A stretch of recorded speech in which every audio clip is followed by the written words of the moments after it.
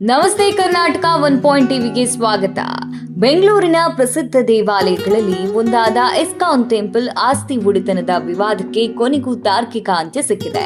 ಬೆಂಗಳೂರಿನ ಹರಿಕೃಷ್ಣ ಮಂದಿರ ಮತ್ತು ಶೈಕ್ಷಣಿಕ ಸಂಕೀರ್ಣದ ನಿಯಂತ್ರಣದ ಹೋರಾಟದಲ್ಲಿ ಇಸ್ಕಾನ್ ದೇಗುಲದ ಪರವಾಗಿ ಸುಪ್ರೀಂ ಕೋರ್ಟ್ ತೀರ್ಪು ನೀಡಿದೆ.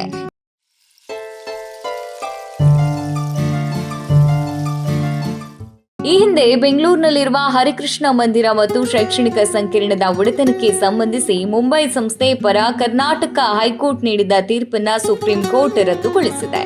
ದೇಗುಲದ ಒಡೆತನ ಬೆಂಗಳೂರು ಇಸ್ಕಾನ್ ಸೊಸೈಟಿಗೆ ಸೇರಿದ್ದು ಎಂಬ ಮಹತ್ವದ ತೀರ್ಪನ್ನ ಮೇ 16 ಶುಕ್ರವಾರದಂದು ನೀಡಿದೆ.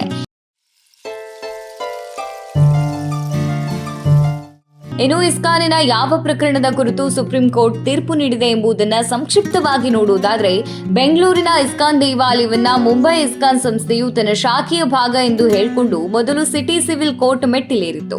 ಬೆಂಗಳೂರು ಇಸ್ಕಾನ್ ಸಂಸ್ಥೆಯ ಎಲ್ಲಾ ಆಸ್ತಿ ತನಗೆ ಸೇರಬೇಕು ಎಂದು ಮುಂಬೈ ಇಸ್ಕಾನ್ ವಾದಿಸಿತ್ತು. ಆದರೆ ಬೆಂಗಳೂರು ಇಸ್ಕಾನ್ ಸಂಸ್ಥೆಯು ಇದು ಸ್ವತಂತ್ರ ಸಂಸ್ಥೆ ಅಂತ ವಾದಿಸುತ್ತಲೇ ಬಂದಿತ್ತು. ಈ ಸಂಬಂಧ 2009ರಲ್ಲಿ city civil court Bengaluru ISKCON ಸಂಸ್ಥೆ ಪರ ತೀರ್ಪು ನೀಡಿತು.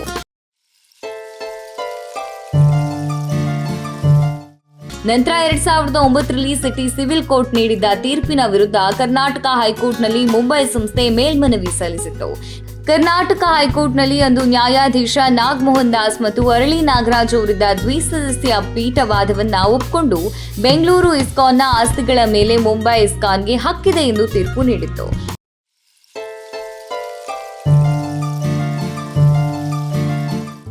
ಬೆಂಗಳೂರು ಇಸ್ಕಾನ್ ಕಾನೂನಾತ್ಮಕವಾಗಿ ಸ್ವತಂತ್ರ ಸಂಸ್ಥೆಯಾಗಿ ಅಸ್ತಿತ್ವದಲ್ಲಿಲ್ಲ. ಬದಲಿಗೆ ಇದು ಮುಂಬೈ ಇಸ್ಕಾನ್ನ ಶಾಖೆಯಾಗಿದೆ ಎಂದು ಕರ್ನಾಟಕ ಹೈಕೋರ್ಟ್ ಹೇಳಿತ್ತು. ಜೊತೆಗೆ ಬೆಂಗಳೂರು ಇಸ್ಕಾನ್ 1978ರಲ್ಲಿ ನೋಂದಾಯಿತ ಆದಾಗಿನಿಂದ ಕರ್ನಾಟಕ ಸೊಸೈಟೀಸ್ ರಿಜಿಸ್ಟ್ರೇಷನ್ ಆಕ್ಟ್ನ ನಿಯಮಗಳನ್ನು ಪಾಲನೆ ಮಾಡಿಲ್ಲ. ಅಲ್ಲದೆ 2002ರವರೆಗೆ ಬೆಂಗಳೂರು ಇಸ್ಕಾನ್ ಆದಾಯ ತೆರಿಗೆ ವಿವರಗಳನ್ನು ಸಲ್ಲಿಸಿಲ್ಲ ಎಂದು ತೀರ್ಪಿನಲ್ಲಿ ಹೇಳಿ ಇದು ನಿಷ್ಕ್ರಿಯ ಸಂಸ್ಥೆ ಎಂದು ಘೋಷಿಸಿತ್ತು. ಇದರಿಂದಾಗಿ ಬೆಂಗಳೂರು ಇಸ್ಕಾನ್ ತನ್ನ ಮಾಲೀಕತ್ವವನ್ನು ಸಾಬೀತುಪಡಿಸಲು ವಿಫಲವಾಗಿತ್ತು.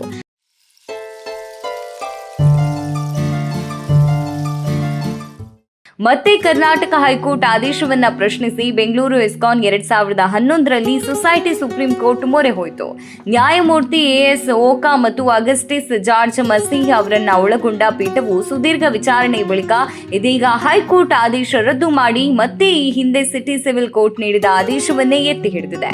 ಇದರಿಂದ ಬೆಂಗಳೂರು ಇಸ್ಕಾನ್ ಸ್ವತಂತ್ರ ಸಂಸ್ಥೆಯಾಗಿ ಘೋಷಣೆಯಾಗಿದ್ದು ಬೆಂಗಳೂರು ಇಸ್ಕಾನ್ ಟೆಂಪಲ್ಗೆ ಜಯ ಸಿಕ್ಕಿದೆ.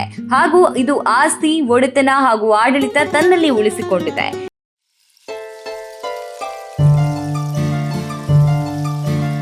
ಈ ಕುರಿತು ಇಸ್ಕಾನ್ ಬೆಂಗಳೂರಿನ ಉಪಾಧ್ಯಕ್ಷರಾದ ಚಂಚಲಾಪತಿ ದಾಸ್ ಸಂತಸ ವ್ಯಕ್ತಪಡಿಸಿದ್ದು, ಇದು 26 ವರ್ಷಗಳ ಹೋರಾಟಕ್ಕೆ ಸಿಕ್ಕ ಗೆಲುವು ಅಂತ ಹೇಳಿದ್ದಾರೆ. ಇನ್ನು ಜಯ ದೊರೆತ ಸಂಭ್ರಮದಲ್ಲಿ ಬೆಂಗಳೂರಿನ ಇಸ್ಕಾನ್ ದೇವಸ್ಥಾನದಲ್ಲಿ ಭಕ್ತರು ಸಿಬ್ಬಂದಿ ಕುಣಿದು ಪಟಾಕಿ ಸಿಡಿಸಿ ಸಿಹಿ ಹಂಚಿ ಸಂಭ್ರಮ ಪಟ್ಟಿದ್ದಾರೆ. ಇದಿಷ್ಟು ಬೆಂಗಳೂರು ಇಸ್ಕಾನ್ ದೇವಾಲಯದ ಕುರಿತು ಸುಪ್ರೀಂ ಕೋರ್ಟ್ ನೀಡಿದ ತೀರ್ಪಿನ ಮಾಹಿತಿ. ಮುಂದಿನ ಸಂಚಿಕೆಯಲ್ಲಿ ಇನ್ನಷ್ಟು ವರದಿಗಳೊಂದಿಗೆ ಮತ್ತೆ ಸಿಗ್ತೇವೆ. ಇದು 1 ಟಿವಿ.